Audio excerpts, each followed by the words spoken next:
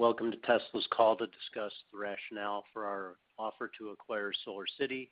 I'm joined today by Elon Musk, Tesla Chairman and CEO, Todd Marin, Tesla General Counsel, J.B. Straubel, our CTO, and CFO Jason Wheeler. Yesterday, we announced our offer to acquire SolarCity in filings with the SEC and through a blog post available at www.tesla.com. During our call this morning, we'll discuss some of our business outlook and make other forward-looking statements. These are based on our predictions and expectations as of today. Actual events or results could differ materially due to a number of risks and uncertainties, including those mentioned in our most recent Form 10-Q filed with the SEC. We're going to start today's call with some comments by Todd and then Elon, followed by Q&A. So go ahead and press star one now to get into the queue to ask a question. And with that, I'll pass it over to you, Todd. Good morning, everyone. Thanks, Jeff. So I just wanted to briefly touch on some of the process points and why yesterday's announcement might have looked somewhat different to people who normally see these kinds of announcements. It's actually somewhat of an easy explanation, but it is somewhat of a unique situation. So usually I know that everyone is used to seeing an announcement when there's actually a definitive agreement that's reached and not just simply an offer. And obviously in our situation, we were only announcing an offer. And then as a result, you didn't receive the same kind of information that you would receive when an agreement is reached, such as the agreement itself and detailed financial information about the combined company. The reason for that is that Elon is a 5% stockholder in SolarCity, and he's required by the securities laws to keep the market informed through a Schedule 13D filing about his plans with respect to those holdings. And because of Tesla's decision to make an offer to SolarCity and Elon's support for that decision, it was appropriate to amend his Schedule 13D to update the market, even though no definitive agreement had yet been reached. It's obviously our hope to engage in a due diligence process with SolarCity and ultimately reach that agreement. And all that information that you would customarily see at that time, including the agreement itself and detailed financial information about the combined companies, would be provided then. But the result of this is that this is actually a more transparent process because you're essentially seeing behind the curtains more than you would ordinarily see in a transaction because you're actually getting additional information up front at the offer stage and getting an advanced look at the strategic business rationale for the deal. And so with that, I'll actually pass it over to Elon so that he can speak more about the strategic rationale for the deal and why we do think that combining the two companies makes sense here. Sure. I did touch on most of this yesterday, but I think what this call is mostly going to be about is getting into maybe some of the detailed questions that people have. As I said yesterday, there's kind of three parts to, and as I said at the actually Powerwall presentation last year. So just as part of why I think this is really quite an obviously correct move, is that in order to solve the sustainable energy question, we need sustainable energy production, which is going to come primarily in the form of solar, overwhelmingly in the form of solar in my view.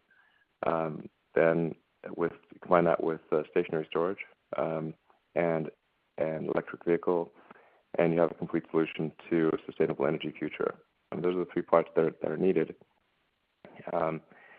And those are the three things that I think Tesla should be providing. And it just became increasingly obvious that as we're developing the Powerwall and new versions of the Powerwall, particularly as we integrate more of the inverter electronics and the intelligence in the Powerwall, you really need to take the solar panels and the solar system into account when doing that. Otherwise, you duplicate a lot of hardware. That doesn't work together as well. It's more expensive. The installation cost is substantially higher since you've got to put the solar Powerwall, install the solar panels. If you've got an electric car, you've got to install the the wall connector and home charging system. Those are sort of potentially three visits.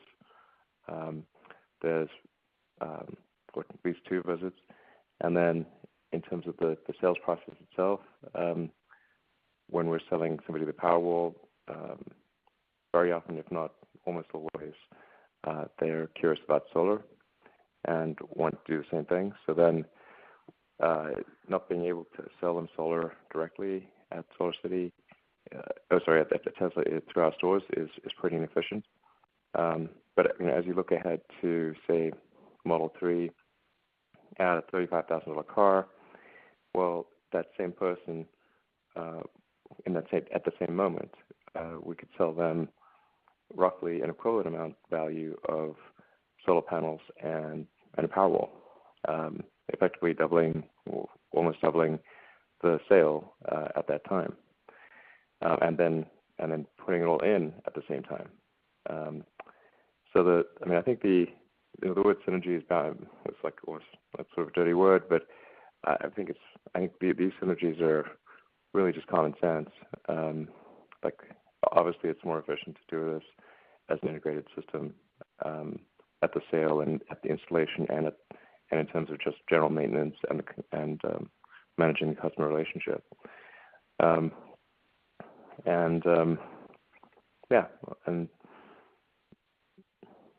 think that makes it kind of a pretty obvious thing to do, and it's quite difficult to create an integrated product if you're forced to be at an arm's length and be 2 different companies.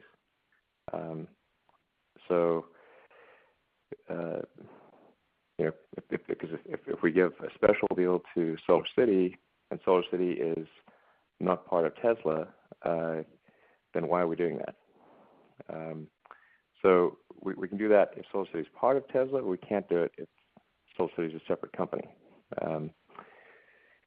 So it just makes things, the execution, I think, a lot easier and cleaner and more effective. So that's why I said yesterday, I think it's really kind of a no-brainer. Like if we didn't do this, it would make Tesla's execution harder and worse. And I think the tide of history very strongly supports. It will be a sustainable energy future, primarily solar, and almost virtually entirely electric vehicles.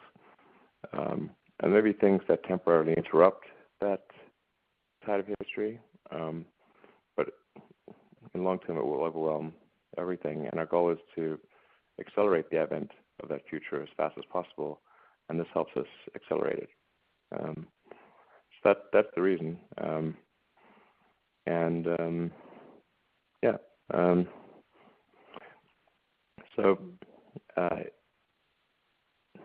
I think there have been some questions about, like, does this sort of really increase our debt position or lever up our balance sheet? It really doesn't. I think I really encourage people to take a close look at SolarCity. What really matters is the recourse debt. Obviously, the non-recourse debt is not what matters. The cash flows generating that SolarCity will generate, it covers all the what's required with the recourse debt. So they are headed to cash flow positive situation for the next 3 to 6 months at the outside, and that's where the company's been steering itself, reducing their growth rate to some degree to achieve that cash flow positive position, but they're very clearly on their way to getting there in short order. So it actually, we expect it to be a net cash generator, not a user of cash. particularly when taking into account the dramatic reduction in the cost of sales of solar systems sold through our stores. The biggest factor in SolarCity's increase in cost per watt in Q1 was their sales cost. So as soon as that quite a big increase in sales cost, that'll go radically in the other direction with sales through Tesla. And then I'd love to talk more about what's going to happen on the product side. Obviously, that would be, I think, that would shed a lot of light on this deal and why I think it makes total sense and really is a no-brainer. But I can't talk about material non-public plans, except that I'm very optimistic about those plans, and that while to date SolarCity has not been significantly differentiated on the product side, to the solar panels themselves, they certainly will be in the fairly near future. And actually, if you just listen carefully to what SolarCity's been saying in its earnings calls and its announcements, that I think should be also pretty clear, like that. That SolarCity's saying that there's going to be significant product differentiation. There's the Slivo acquisition, which we think is the best technology out there for high efficiency, low cost solar panels, and at the same time, very significantly improving the aesthetics of the solar panels. I think there's quite a radical difference between having solar panels on your roof that actually make your house look better versus ones that do not. I think it's going to be a night and day difference, and the Slivo development allows for that. So, anyway, but we can't go into the details of those because making kind of future product announcements that are really exciting obviously affect future product sales, and it's the full extent of that is not yet public information. But I do believe it fits together very well with Tesla's plans on the Powerwall and Powerpack side.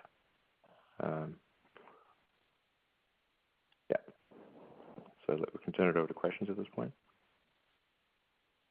All right. Thanks, Elon. Taria, why don't we go to the first question, please? Certainly. Our first question comes from the line of Brian Johnson of Barclays. Your line is now open. Yes, thank you. I have about three questions. One for Elon, one we start with the General Counsel and Jason. For Todd, you talked in the letter about two of the directors not voting.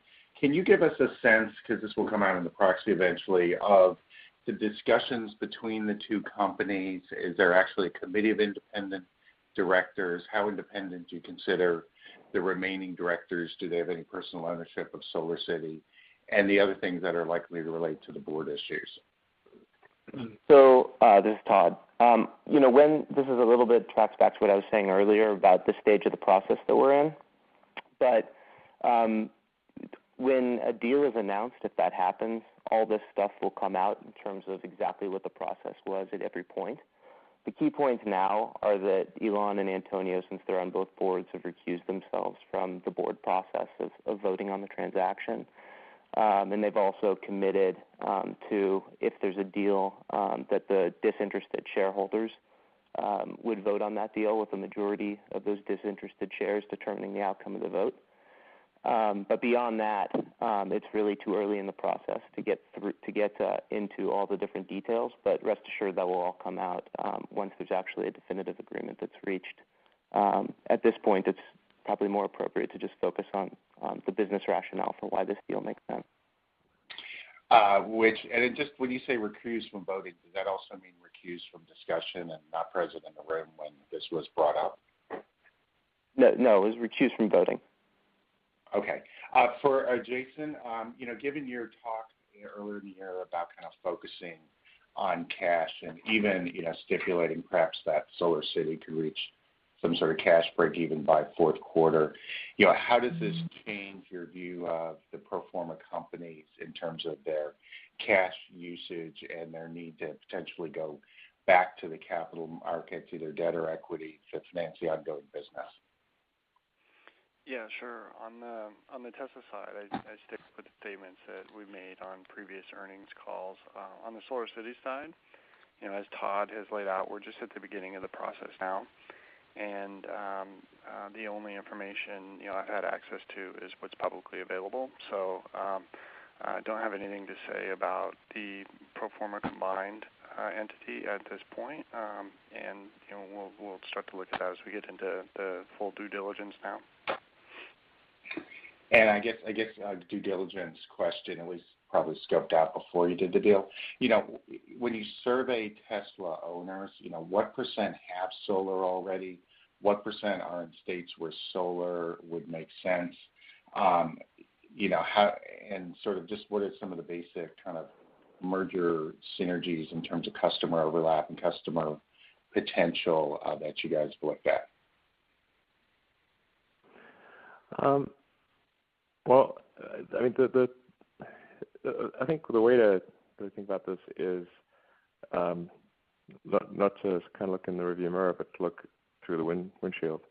Like only about 1% of U.S. homes have solar, so you have a massive addressable market that's unserved.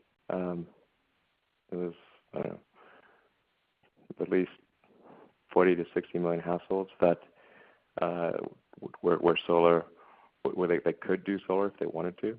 So if the economics were right, and they liked the aesthetics and it was easy to do, then they would do it. So the future market there is really gigantic. On the cash front, like we don't expect SolarCity to have a material impact on future cash needs. I don't think it's going to make much of a difference, really. We expect it to be positive cash flow really by the end of the year. And just final, you talked a little bit yesterday, but how does this affect how do you make sure that your personal time between this and, of course, a rocket business, given the M&A, that synergies that you're trying to get, given the sales, the service overlap, that's kind of a whole separate line of processes and kind of grunt work on the ground from launching a new model car. How do you actually get both the integration of a sales and service system for solar and cars and batteries done at the same time you've got by your own admission, aggressive launch schedule for the Model 3? My intuition about this could be wrong, but from my standpoint, this makes Tesla's future execution easier, not harder. Because it's just getting increasingly unwieldy to work with SolarCity on an arm's length basis. We really need to have an integrated product. The Powerwall and the Power Pack need to be designed together with the solar system, so it's a one-piece thing, and we really can't do that if we're two separate companies. We've got to we've got to treat SolarCity like they're any other company, which is extremely unwieldy. So from my standpoint, this makes the execution easier, but not harder.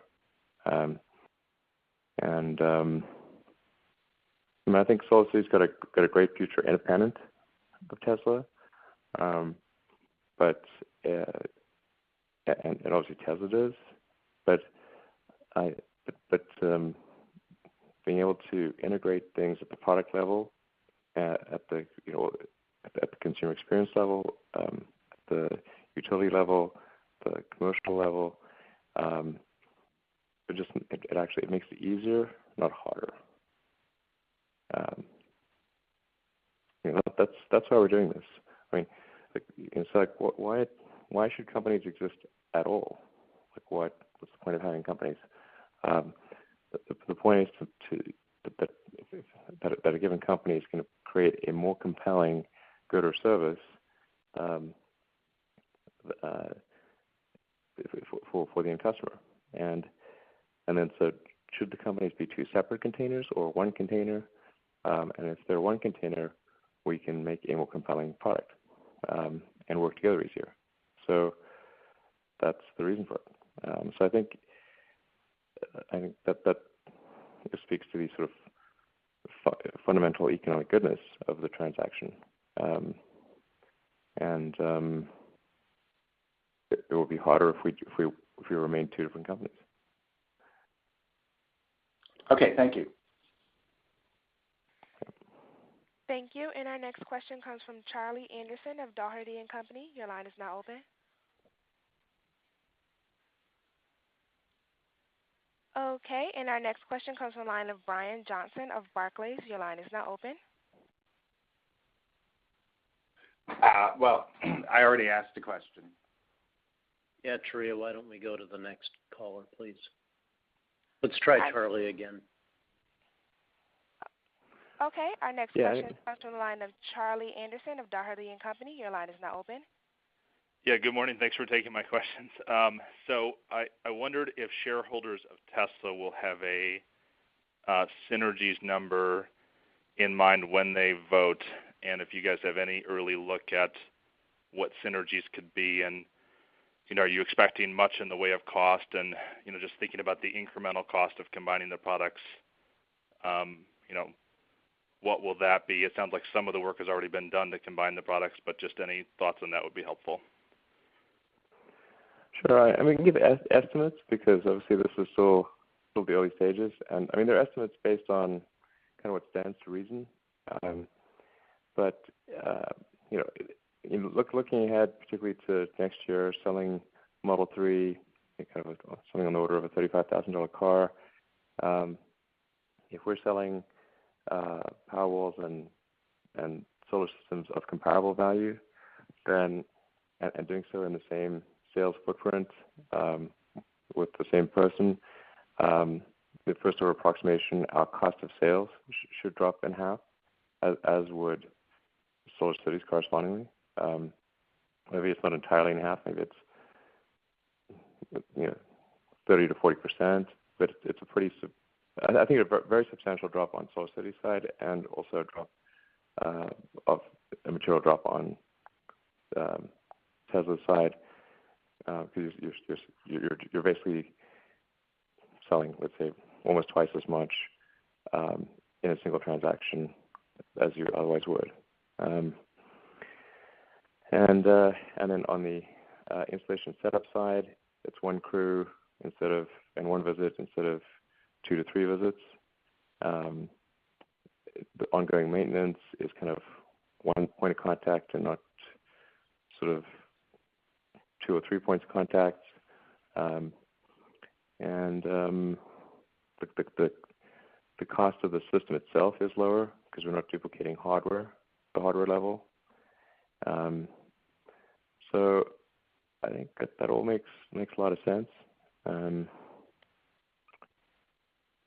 So the fundamental costs for both companies would go down materially.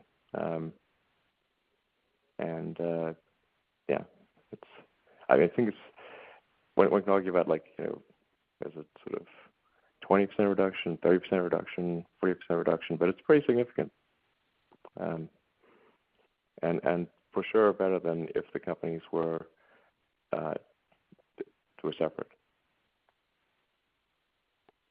Great, and then just another quick one from me. I wondered why now versus 2 years ago versus 2 years from now?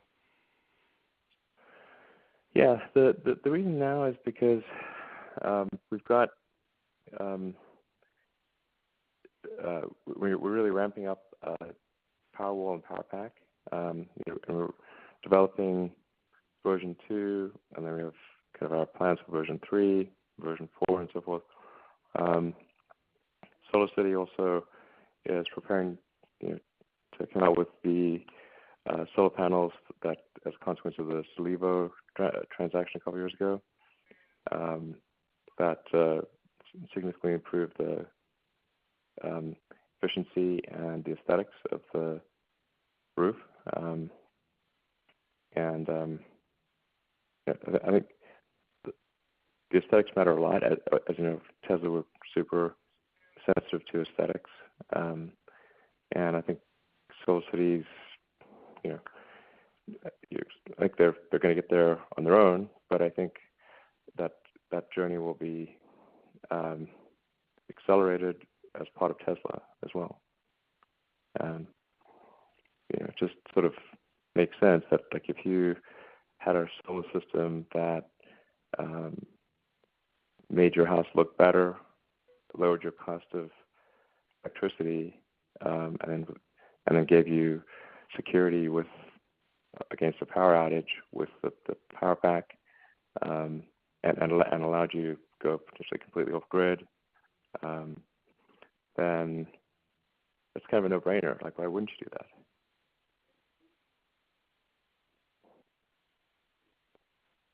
Thanks so much. Thank you. Our next question comes from Sachin Shah of Albert Fried. Your line is now open. Hi, good morning. Congratulations on the offer. Couple questions I think that people are kind of trying to digest. I think strategically, Elon, that you've made your points clear, but I think the valuation is what the market is having issues with. There are some questions about SolarCity's balance sheet, and you mentioned about the debt. So how do you put that into context with the exchange ratio that you've offered? Kind of not jeopardizing kind of the future of Tesla while you make this offer. Well, I think Tesla's getting a pretty good, at current share price. I mean, Tesla doesn't just decide what a company's share price on the public market should be. The public market does. So we're just obviously keying off of what the public market price is, which is decided by people, like other than ourselves. And then there's, I think quite a reasonable, neither high nor low acquisition premium that is being put forward, subject to further diligence. And I think I think every element of it is very reasonable. Like, something that's out of whack about the proposal. It's sort of extremely normal to have a acquisition premium of that size. It's certainly quite a bit lower than, for example, say LinkedIn's. LinkedIn, I think, had a 50% premium. Here we're talking about a sort of low 20s to maybe 30% premium. So it's more or less in line with the average acquisition premium for any given public market company. So it's, like I said, extremely normal. And then just overall, these, I think when we're down the road, not even far down the road, like next year, but particularly as you go further into the future, these numbers are going to seem like very small numbers. But I think as a combined automotive and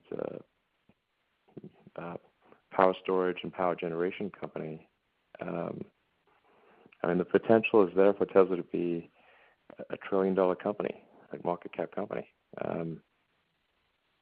Yeah, so which, if we play a major role in transitioning the world to a new form of energy generation and storage and transport, that's what kind of happens.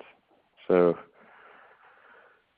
that's, I think one isn't going to be worried about whether it's a few $100 million one way or the other here down the road. It's not really going to make a difference. Okay. I appreciate your candor about the $1 trillion market cap. I think that leads to the future value of SolarCity. But I guess the near term, because you're not voting your shares both on Tesla and SolarCity, from my understanding of the contract, how do you expect the near term kind of shareholders or near term focused shareholders to kind of vote in favor of this? I'm assuming it's a simple majority, and so it's kind of a chicken and egg thing where your future, your expectation of the future is probably correct strategically, but near term people are having more time to digest this, not enough time to digest this, and kind of looking more near term, and that's what the concern is getting to the finish line. So how do you see this getting to the finish line where you see shareholders on the SolarCity side being receptive to the exchange ratio, you reach a merger agreement, and then further along, Tesla shareholders being receptive to voting in favor of this? Because ultimately it's these two or three ducks, valuation of the exchange ratio, and then understanding the future opportunity that will get this to the finish line on the shareholder side, shareholder vote. Yeah, I mean, the exchange ratio, obviously, I mean, there's some bounds on the exchange ratio that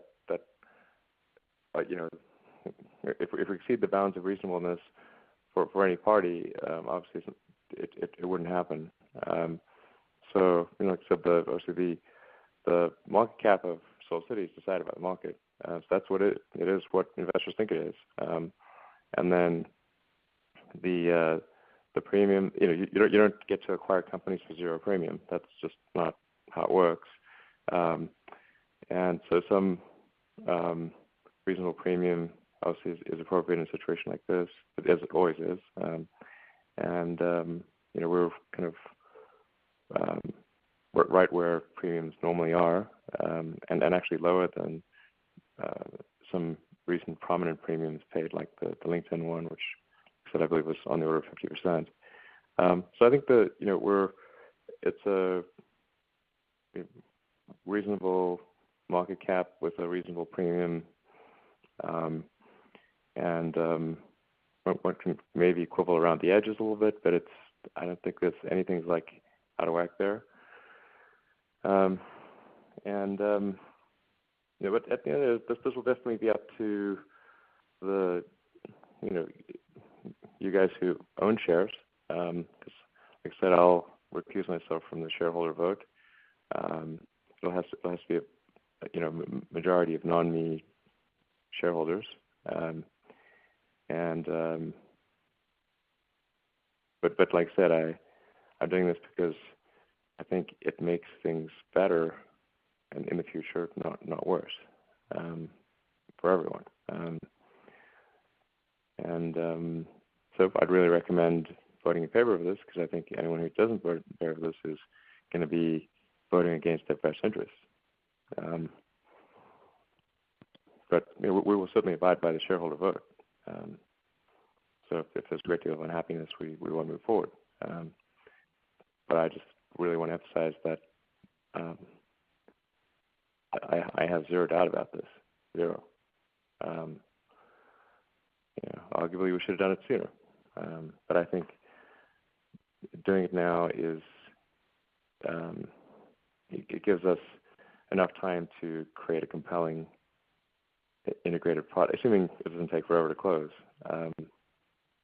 gives us time to create a very compelling integrated product and bring that to significant scale next year. Okay. So when you say you have no doubt, so you believe the special committee, independent board, when they do their due diligence, and reverse due diligence on both companies, that you'll be able to reach an agreement. That seems very likely. At the board level, yeah. I mean, the board opinion is unanimous in both companies. So, unless there's something discovered that I have no idea about, or it's just,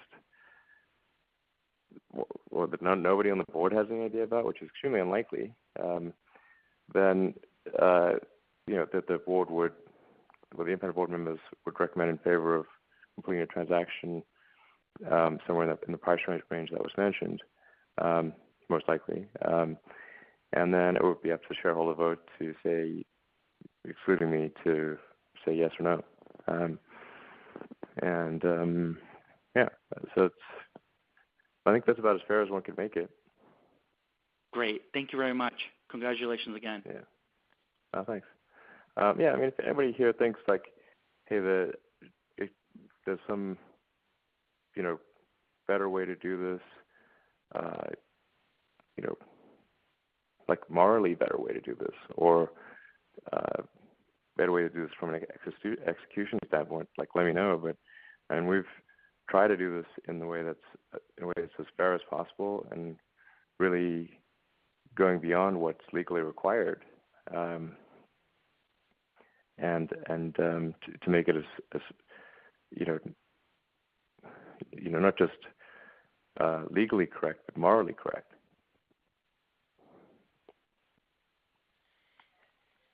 Thank you. And our next question comes from the line of Colin Rusch of Oppenheimer & Co. Your line is now open.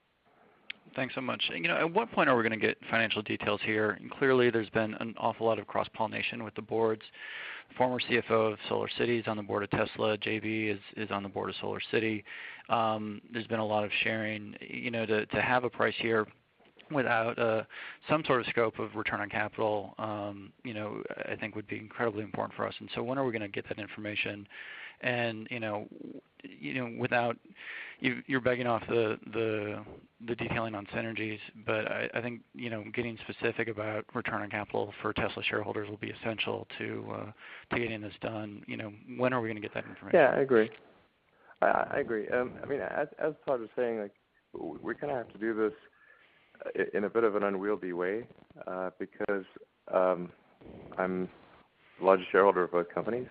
If that wasn't the case, we could do a lot of this, and kind of present you with the full and final details of the proposed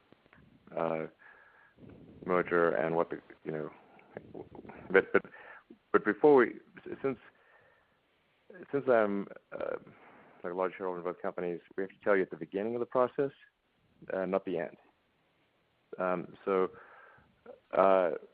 we'll certainly have all that done for you, but the reason it's not just all in a neat package is because this is a sort of an odd case where we have to tell you at the start of the process before we have all the answers, rather than at the end of the process. But we will definitely get all that information, and I'm confident it will be extremely compelling. Okay, and then the second question is around Solivo. So there's actually a lot going on in terms of manufacturing for solar at this point, with Asian manufacturers reducing cost well in excess of what expectations have been. And certainly there's folks that are getting around the import duties. Even with the potential savings on installation costs with the extra efficiency at Solevo, it looks like there isn't going to be that much of a cost advantage just from a raw cost perspective when you look at a price point for solar panels coming into the U.S. that SolarCity would buy. Can you talk a little bit about, you're begging off some of the product details here, but what you're expecting Tesla to be able to bring to that engineering process to improve that cost trajectory, because by the time you get that Solevo factory up and running, there's going to be, I think at least a 15-cent cost disadvantage for their target cost at this point, and I think there's something that needs to get done there to make that a compelling offering. Sure. So Tesla, we're putting a lot of effort into becoming the world's best manufacturer, and I really mean that. That's like, I'm highly confident we will be the world's best manufacturer. Just as I said we would build the world's best car, we did that. At SpaceX, I said we'd build the world's best rocket, we did that. We're going to be the world's best manufacturer, not by a small margin, but by a margin that people don't even think is possible. I believe in taking a first principles physics-based approach to analysis, and my analysis of the situation is that dramatic improvements are possible on the automotive side and on the photovoltaic side.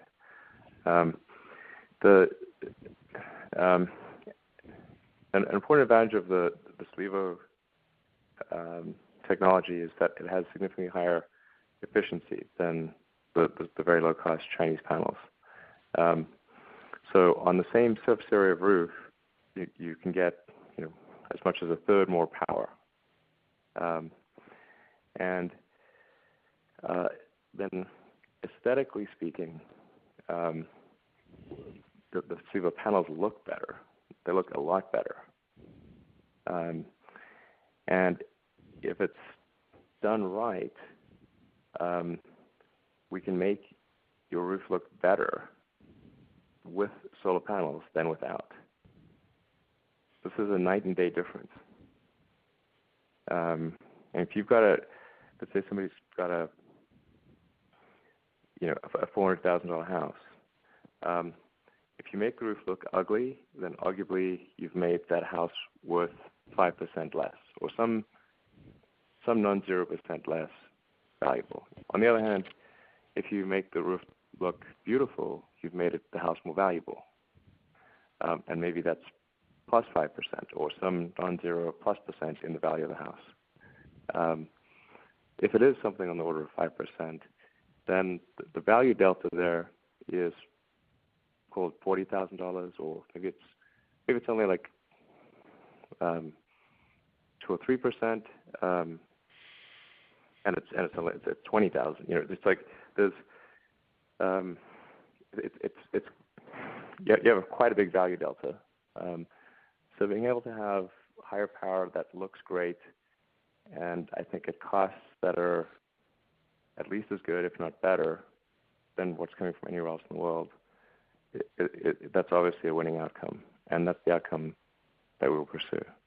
And I think I'm confident we'll get there. Okay, I'll follow up on that. I think my question was more around the process technology at Solevo than the ultimate. Do you mean in terms of the fundamentals of the? Yeah, the fundamentals of the process technology, and we're going to get the cost out. I think there are a variety of detailed questions I can come back with you with. But my follow-up question on that is just, fundamentally, SolarCity is a specialty construction and specialty finance entity at its heart. And so as you look at Tesla being, a value-added manufacturer of a variety of products and a technology company moving into what we see as a fundamentally different business, where are you seeing the synergies come back to Tesla other than the sales side? Is there something to do on that specialty finance expertise that you would be bringing in-house? And the actual boots on the ground, the footprint of SolarCity is incredibly important to actually closing sales and delivering things versus the footprint of Tesla's customer base, which is very different than the concentrated footprint at SolarCity. How are you seeing the value come back to Tesla other than just in the cost of customer acquisition? Yeah, I mean, I think the biggest asset that we'd be acquiring is are the installers, the installation team of SolarCity. And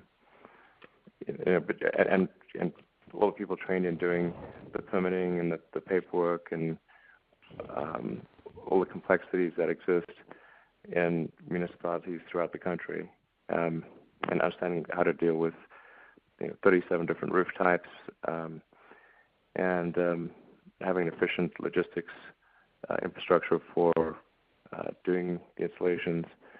And then I think there's some strengths in the SolarCity sales side that we can take advantage of. So, but I really don't. I do want to emphasize, I think the Slivo technology is going to make quite a big difference. And I don't see any fundamental cost issues that prevent it from being at or lower cost per watt than any other panel in the world. Okay, thanks a lot. I mean, I spent time in the SolarCity Slivo pilot plant in the Bay Area, so I'm not unfamiliar with this. And my observation is there are dramatic improvements.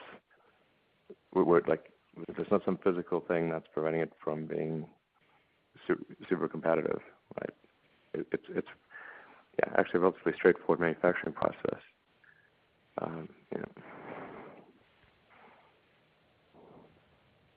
Okay, thanks a lot. All right, Elon and Todd, it's Jeff. I've had a number of people emailing in questions about process here, possible timeline. Todd or Elon, if you want to speak to kind of a recap of who needs to vote, who's recused, and how and when diligence, disclosure, and the shareholder votes might happen. That might be helpful. Sure, I can take that if you want. So on the Tesla side, the board has approved going forward with the offer, which is why we made the announcement that an offer was made. Elon and Antonio, being directors on both boards, recused themselves from the vote on that. We're now in a stage where we've delivered the offer to SolarCity. SolarCity will set up their board process on their end and decide how to do this so that it's done, as Elon said, not only legally but morally correctly, I'm sure. And then we'll move into a diligence phase very quickly. Hopefully diligence can take place, promptly, so in the next 2-3 weeks, and we can get to a place where everything makes sense, that there's a signed merger agreement. And at that point, everyone would receive the merger agreement as well as the typical disclosures that would be provided at that time, combined financials, proxy statements, and everything, and we'd move to a shareholder vote. We're now getting a little bit further out, so it's harder to predict with certainty, but the hope would be that there would be a shareholder vote on each side in the next few months.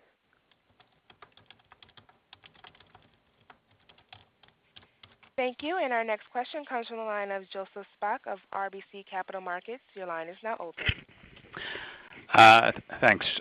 So I guess I just wanted to get your sense on how much of a play you think the SolarCity bet is on lower storage costs. Meaning, we've seen some proposed changes to net metering laws, and if that sort of continues or there's more of that, how long does the business model work? Like, do you need to see the falling storage costs for it to work, and is your confidence in that the reason to go forward with the deal?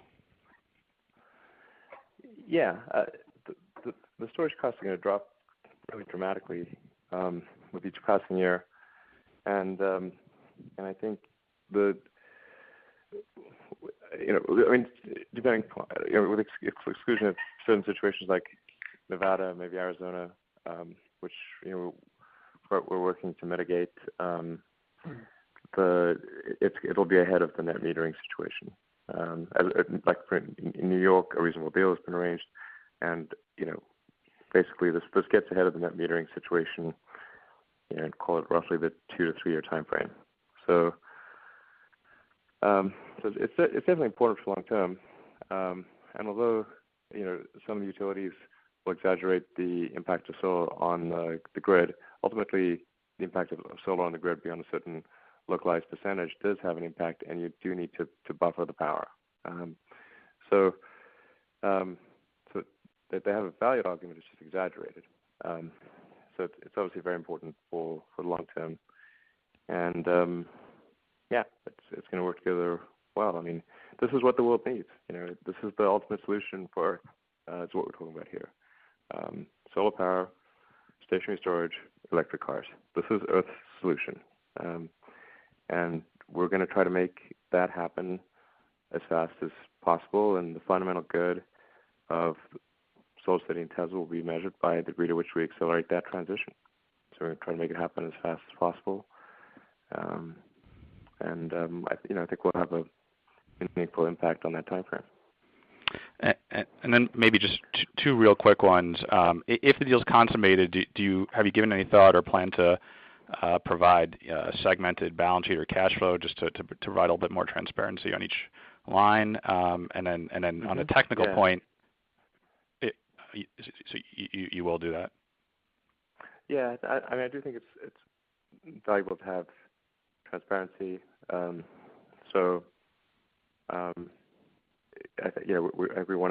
We will want to show that transparency as much as we can. So for some cases, it's going to be like where exactly should the cost be allocated, but I do think it won't be great if it's like a black box that people can't figure out and then have to like somehow parse out what pieces are what. So we don't want to have an information discount to the stock because people are uncertain. So I think that having clearer information gives people a better understanding of the value of the company, the various pieces. It will inevitably, lead some people to reach conclusions they maybe shouldn't reach or they're premature. But I do believe in transparency. And then from a technical standpoint, you talked about some greater seamlessness between the entities. Would you also consider allowing vehicle to grid support? I think we've debated this since the early days of the Roadster. I mean, even the very early proto Roadsters that we had would do vehicle to grid. But you do get a lot of complications with that if you backflow power through the car into the wall. Like when is the car allowed to do that? When is it not? And then how much do you allow the car battery to be drawn down? And then people I think were pretty upset if the lights are on in the house but they can't drive their car because otherwise all the power in the house shuts down.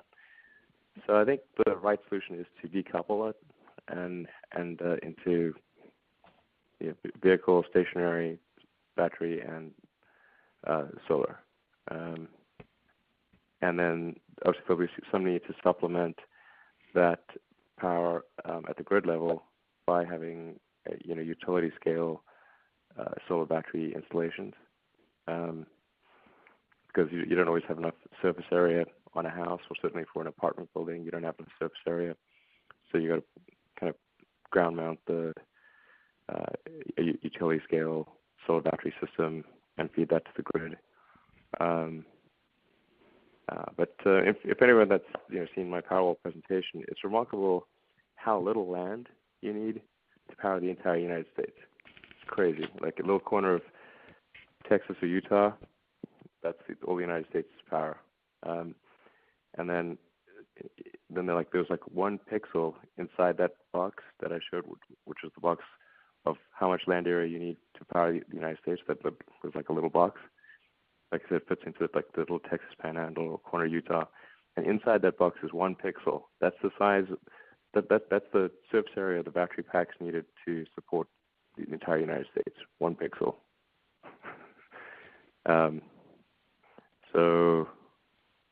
going to try to build that as fast as we can, and not just the U.S. but throughout the world. Thanks. And that video, by the way, is available on our website of Elon's presentation on the Tesla energy products. Elon, we are at the half hour mark here. We have 9 more questioners in queue, so I'll defer to you as to determine how far long you want to go. But let's let's definitely try to answer everyone's questions. Like I said, I really would encourage people to think about the long term. Where's this all headed? And I think if you think about the long term, there's really no question about the convergence of Tesla and SolarCity. It's really just a question of what timing is appropriate for that convergence, and it's basically SolarCity's product roadmap and Tesla's product roadmap, which obviously, very significant still non-public information, which I wish I could tell you about, can't. The timing is, if anything, maybe we should have done this sooner. But I certainly don't think we're doing it too early. And then what's the long-term picture? Long-term picture is a world with sustainable power generation, with stationary storage to buffer that power, and then electric cars. Tesla's going to be the leader in all 3. So if you believe that that's the future we're headed towards, which I think everything points to that being true, and really, gasoline cars, we're going to look back on gasoline cars like we look back on steam engines. It was like a phase. It was a bit weird. We're going to look back on fossil fuel power generation in the same way. It was a weird phase. Now we want to get out of that weird phase as soon as we can. And this is all about accelerating us getting out of this idiosyncratic, moment in history when we were digging up sort of Cambrian level fossils and burning them. And I think you'll be telling your grandchildren, you won't believe what we used to do. It's like we used to dig up, the liquidized remains of dinosaurs and old plants and put them in cars and burn them to move. And did the same thing with the power plants. And we're like, that sounds crazy. That's what it's going to be in the future, obviously. So, anyway, we're trying to have the non-weird future get here as fast as possible. All right, Taria, let's go to the next question, please. Certainly. Our next question comes from Tyler Frank of Robert Baird. Your line is now open. Hey, guys. It's actually Ben Kayla from Baird. Elon, I was just wondering, I understand, working together and being cumbersome by separate entities, but, could you just talk us through what the difference is of actually owning SolarCity versus maybe doing some kind of, JV or some other kind of entity like that to help you guys, work through some of the issues? Yeah, the problem is that I think we hit the, it's like why we don't have a good basis for doing some special deal with SolarCity because there's effectively a conflict of interest. Ironically, the conflict of interest goes away for one company, but it doesn't go away for 2 separate companies. So, there's not really a good rationale for just offering a special deal and only working with one company that I also happen to own. It's I don't think we have, a good moral legal basis for behaving in a special way to SolarCity unless it's actually one company. Got it. And then one more, if I can. Could you just rank some of the things that you talked about in kind of in the order you look at it, as far as revenue synergies from cross-selling, the technical synergies of being able to work with on both the manufacturing, both the panel side as well as the battery side, and then maybe the third one bucket being cost synergies, and then if I forgot any out there, maybe list those as well in kind of the order that you're thinking of them. Thanks. Yeah, I think we'll have a more definitive answer for you once this process wraps up. I'd regard what I'm saying here as anecdotal, but it's kind of the way I think about it from a gut standpoint. Is like first and foremost, do we offer what allows us to offer the most compelling product to consumers and businesses, and a seamlessly integrated product that all just works together. That's better. Like you don't want to have a heterogeneous systems integration problem. Like that's that's just basically where the interfaces break down, and then people are sort of pointing fingers at, like, this didn't work, no, yours thing didn't work. It's like if it's just one integrated system, there's no finger pointing. You can iron out all the bugs, and it just works. And you're not wondering whether should I blame the solar company or the battery company or who knows. It's just like that's a sort of pain in the butt to try to figure that out if you're the end customer. I think we can guide the integrated product to be to just be right, to be better. That's kind of from that standpoint more than anything else. And then in addition, there's just obvious cost savings to be had if in the same store we can sell twice as much dollar volume. It's the same store, not selling twice as much stuff. And if with the installation crew, if they're now able to knock out 3 things in a single visit, rather than schedule 2 or 3 separate visits, that's also way better.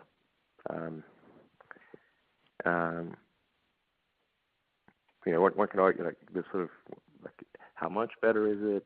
It's definitely some percentage better. That's material, which is kind of. But that's kind of like the threshold for making a decision. It's obviously going to be a lot better. Like if you just cut the visits down to, from 2 or 3 to 1, okay, you've probably cut your transport, labor, and logistics costs maybe in half, something like that. And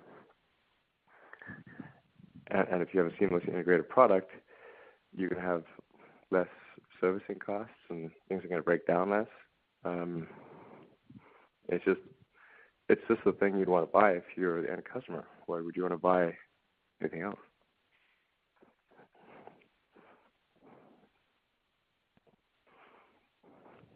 Thank you. And our next question comes Go from ahead, Maria. Ryan Brinkman of J.P. Morgan. Your line is now open. Hi, this is Samik here on behalf of Ryan. Just a quick one from us. Have you had conversations about this offer already with the largest disinterested shareholders of Tesla, and what's your sense in terms of do they see the same value in combining the two businesses as you do, and what's your sense about how they'll vote on this?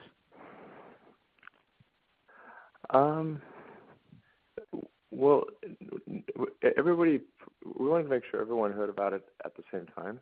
So we've not discussed it with anyone because we wanted investors small and large to hear about it at the same time. Now, separate apart from that, over the years, has this idea been bandied about with some of our largest shareholders, institutional shareholders. Yeah, I mean, there have been discussions, and I think some of them see it as like a natural thing to do.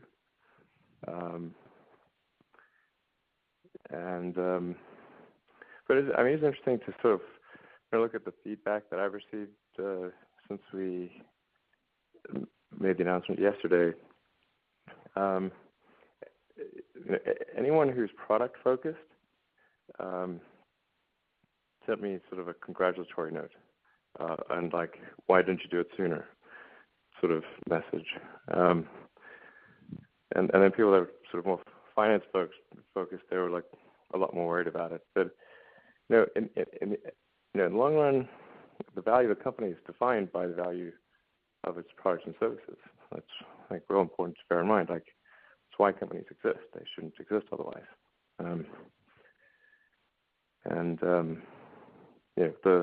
The value of the company will follow the value of the product.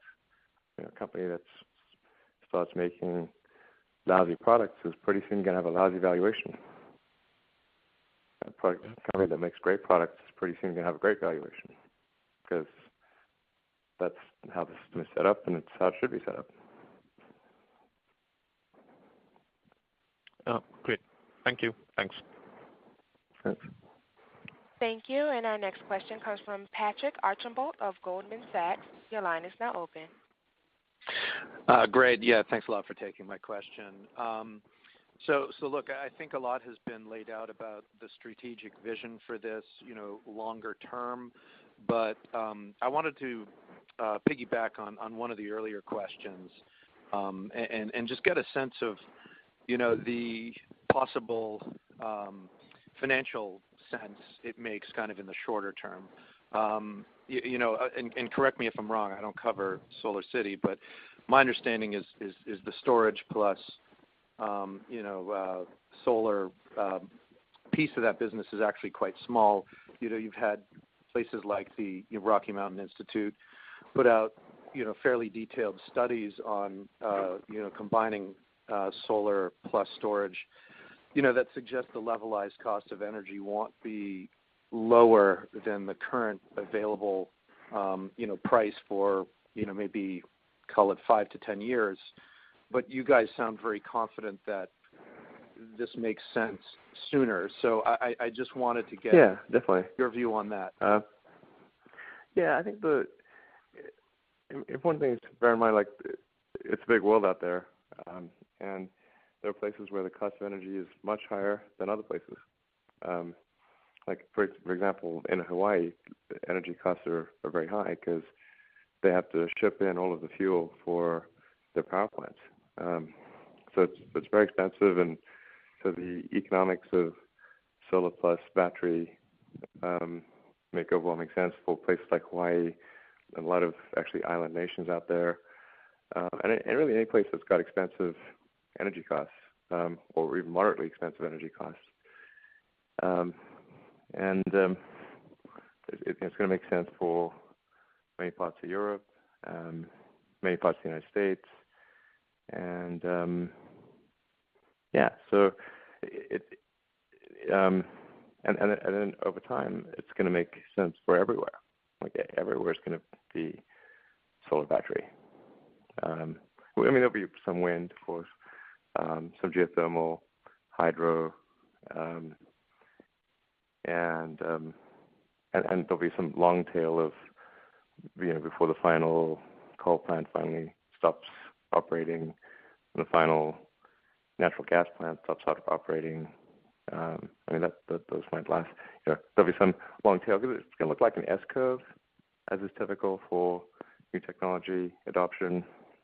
So, it's like in the beginning of the S-curve, people tend to underpredict what's going to happen, and then it goes through an exponential growth phase, then an approximately linear growth phase.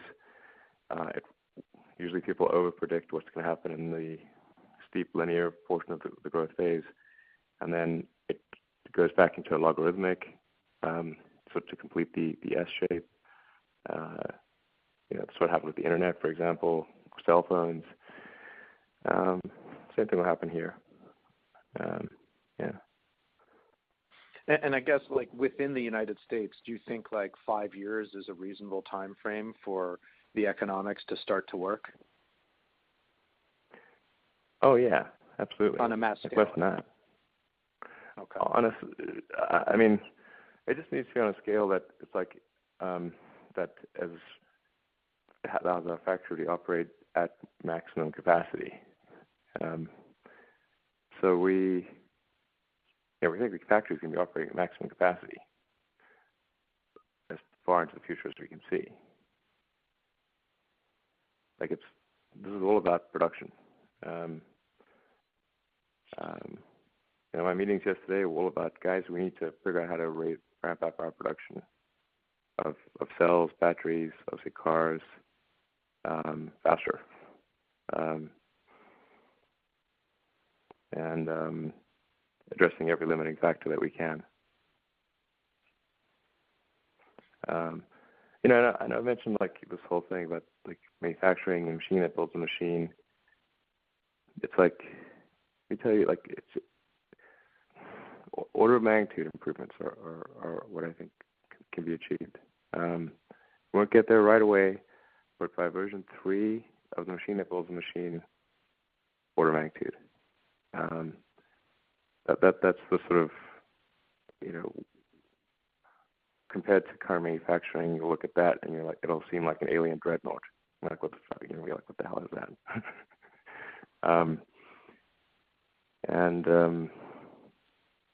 It's just like, it blows my mind that people don't realize just how much improvement potential is possible. And I mean, this is big. We're doing high school level physics semester to figure this out. It's like not mega complicated. Just go to the factory and say, do a volumetric density calculation. Say what percentage of the volume of the inside of this building is doing useful stuff versus is either air or not doing useful stuff. You'll be shocked at how tiny that percentage is, like low single digits. Then what is the velocity? What is the exit velocity of the product? How fast are things moving out the exit? What's the sort of mass flow or the m dot of the factory? And it's like, whoa, it's really low. Like the fastest car plants in the world, the car exit velocity is basically grandma with a walker. That it's real slow. 0.2 meters per second. That's really, really slow. So I could do way better than that. Like the fastest person can run 10 meters per second, faster than 10 meters per second. So why is car exit velocity only 0.2 meters per second? That's ridiculous. And then, why is the volumetric efficiency of a car factory usually it's in the mid to low single digits? I mean, that's very low. Why shouldn't it be at least volumetric density of 30 or 40%? Maybe 30% seems very, very achievable. Nobody would design a chip that had volumetric efficiency of 2%. It would look ridiculous. And yet they design factories that way.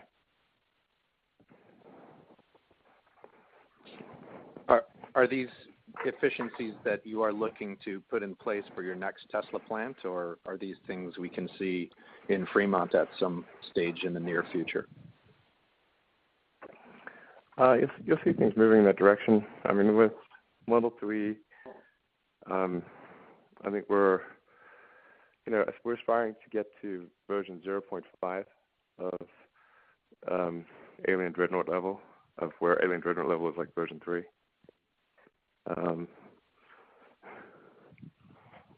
So you'll certainly see that directionally. Where it's most obvious is in the cell production. So, I mean, our engineering team has worked very closely with Panasonic to make dramatic improvements to the cell manufacturing efficiency. We think we're probably approaching 3x the efficiency of the best plant in the world. So that's pretty good. There's a lot of room for improvement. But I mean, cells are going through that thing like bullets from a machine gun. In fact, the exit rate of cells will be faster than bullets from a machine gun. Well, we look forward to the next time you take us around. Yeah, come to the Gigafactory party. It'll be an eye-opener. Thank you. Our next question comes from Colin Langan of UBS. Your line is now open. Oh, great. Thanks for taking my question. A lot of analysts that cover SolarCity are highlighting, major liquidity concerns with the company. You sounded pretty confident that that was going to turn cash flow positive. I mean, what do you think they're seeing differently, and are you concerned at all that the cash burn may increase after the deal? Well, I think once the deal is done, the cash burn is likely to reduce because of reduced cost of sales and general operational efficiencies. Like there's a lot of things that are duplicated. So we'd expect costs to decrease and to increase the positive cash flow from the SolarCity acquisition. Yeah, I mean, it might take like a few months for those to come into effect, but pretty short order. Let's say 6 months after the acquisition is complete, I would expect those efficiencies to be there and be significant. Kind of actually that's my second question. So in terms of the time horizon, in terms of delivering on goals and promises, particularly around this acquisition, you actually think the synergies would be achieved within 6 months of post-closing? It'd be that quick? Yeah, I think from the point at which the deal is done, yes, it should be meaningful and noticeable by the second full quarter after the acquisition is completed.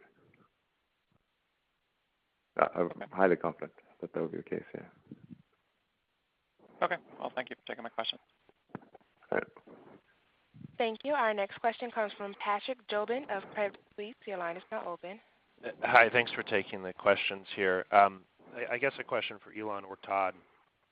Why not pursue a less capital-intensive model, at least in the near term, and proceed with more of a marketing or sales relationship between the entities, I guess for the cross-sell opportunity and installation efficiencies of the integrated systems? It seems like, I think you used the term special deals, but those seem to be the norm between entities if they're beneficial for both. I guess, are there any legal impediments to having approached some of these synergies in that fashion? I think we would certainly face them if we did that. I think, yeah. I mean, I just don't think. I think morally and legally we would find it very difficult to defend a unique relationship that just favored SolarCity if we're separate companies. If we're one company, then obviously that's fine. But separate companies, we can't do that. So, yeah. Okay. My second question, everyone's focused on capital and cash flow here. I guess, Elon, from your perspective, would Tesla be receptive, or would there be any plans to provide capital to SolarCity in the interim during the kind of pending acquisition? Obviously I'm thinking about it more from the SolarCity side, but given what we saw with Vivint and SunEdison, the pending acquisition disrupted some access to the capital markets.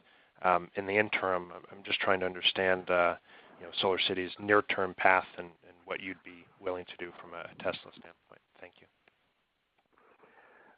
Yeah, I mean, since SolarCity is constrained in the short term from just going out and raising equity itself, Tesla would provide bridge loan if needed. I actually don't think it's going to be needed, to be clear, because I mean that's something that's only fair and appropriate to do. So we will be there if needed, but I don't think we'll be needed. Okay, thank you.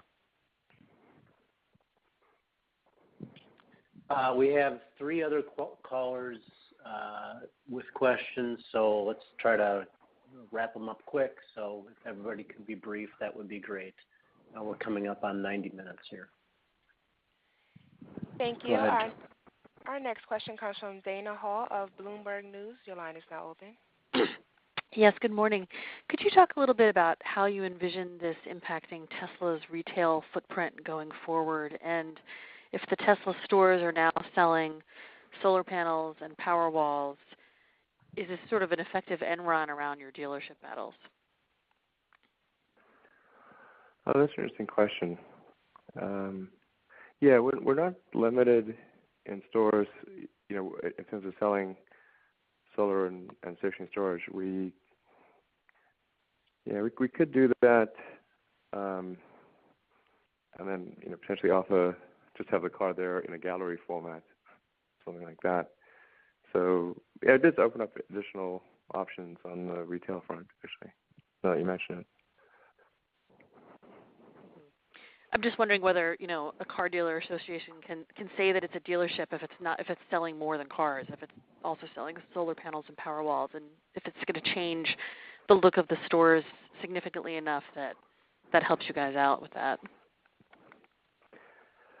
Yeah, I think we'll still be prevented from actually including a car transaction, even if it's part of a broader store. But usually there's not a limit on having galleries where you simply display the car and have information about it. And then we could still conclude transactions for solar and batteries. Mm-hmm. Yeah, so I mean, something like that, it does open up additional possibilities now that you mention it. Thanks. Yeah. Thank you. Our next question comes from Sachin Shah of Albert Freed. Your line is now open.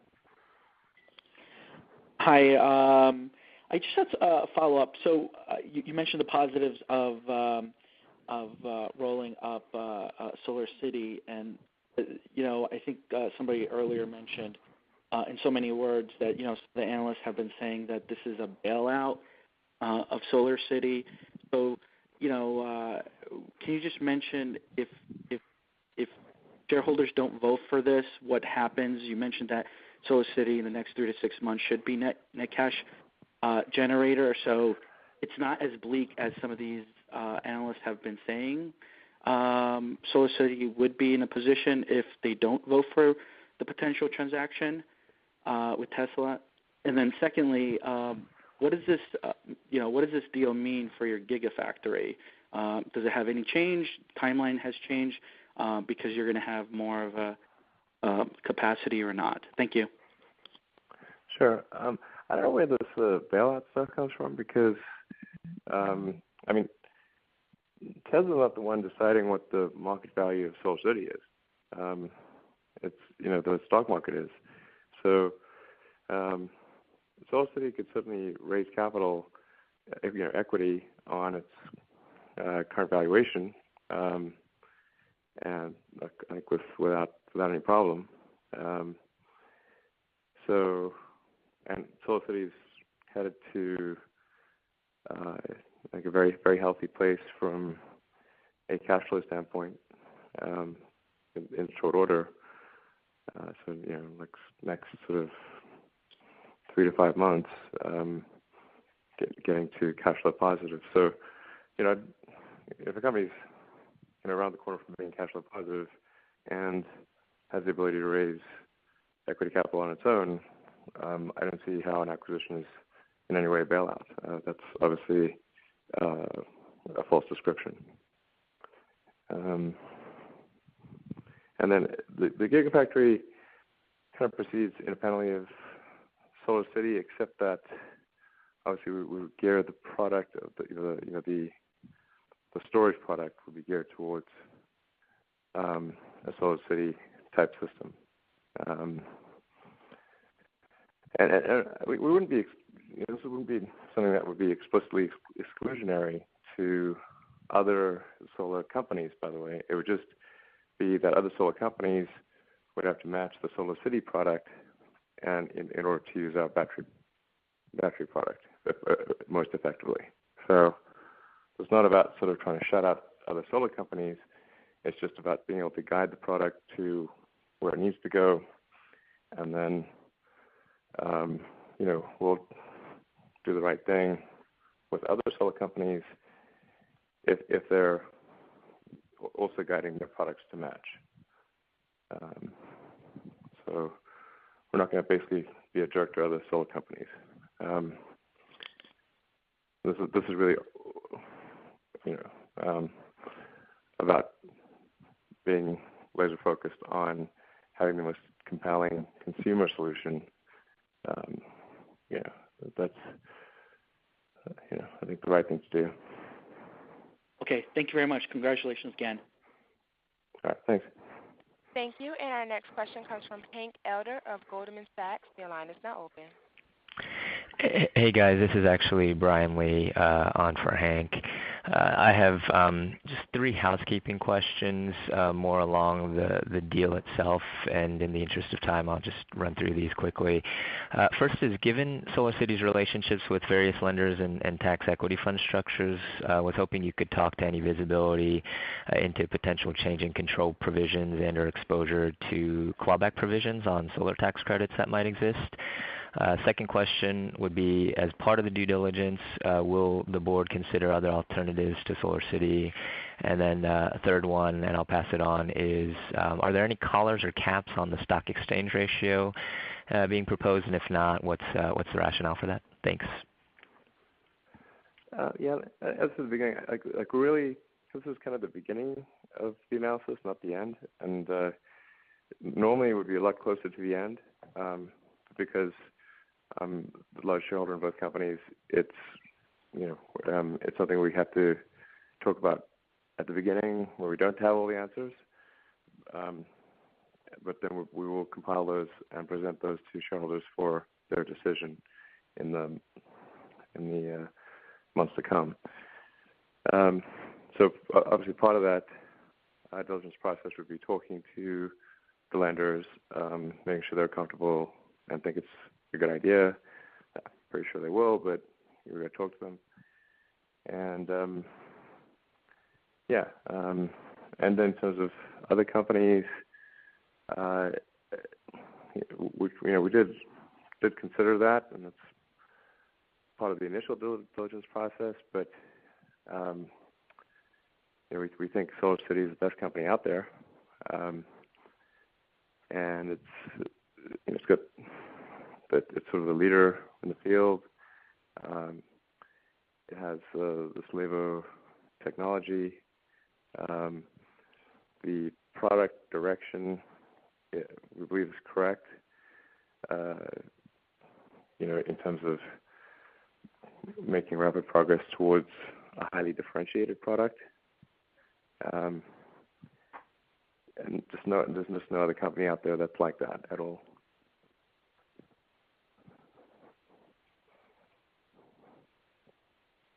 Thank you.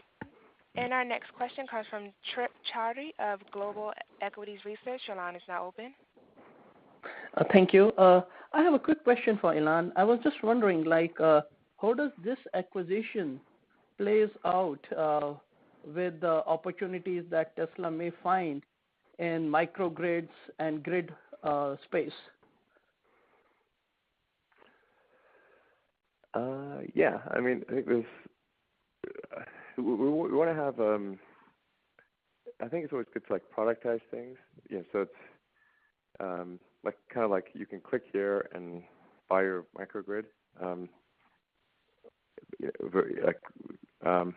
Versus having a tailored situation for all over the place. If you can productize it, it can just happen real fast. And so I think productizing a microgrid, so it's click here and you get a microgrid. It just works. I think that's a good way to go. I think consumers obviously appreciate things that are easy, simple, fast. But actually, corporate customers, utilities, they appreciate that too. Because they don't only have to go through this big laborious process and it's a pain in the butt for them. It blows their mind when they can just sort of click a button and then we install their thing and it works.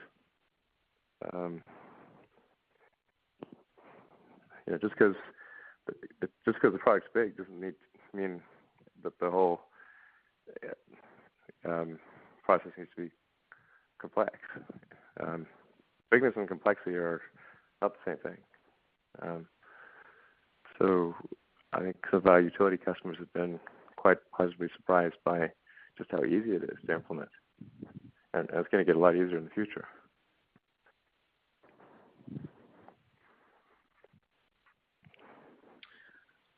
All right, I think that's the end of the questions. Thank you, Todd, Elon, and the rest of the team. Thank you, Taria. And thank you, investors, for all the interest. If you have any closing remarks, Elon, otherwise we can end it there. No, I think those are a lot of great questions. And then obviously we'll have a lot more information as the diligence process concludes. Hopefully, in the reasonably near future. But I think it's easy. It's easy to get sort of mired in the details. But I think the right thing is to sort of kind of look up into the future and say, where is this headed? What are the macro trends? Does this action match where the tides of history are going? And that's really what's going to make the difference in the long term. So I just encourage people to think in that way. All right. Thank you, everybody. Have a great day.